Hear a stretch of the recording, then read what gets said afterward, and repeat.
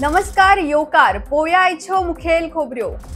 Electricity डिपार्टमेंटाक 3990 crore रुपयाचो funds allocate केल्लो असून सुद्धा इलेक्ट्रिसिटीची बिलां कित्याक वाडयता असो गोवा फॉरवर्ड पार्टीचो अध्यक्ष विजय सरदेसाय हाणें सरकाराक प्रश्न केलो।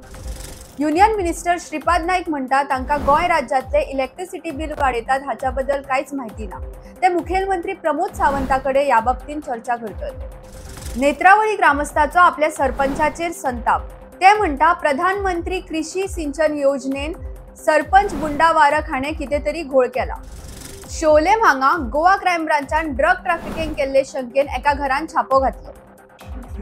आरोपी ओलेग नाझरोफ हो रशियन नागरिक जेका डार्क नेट वापरल्या कारणान अटक केली।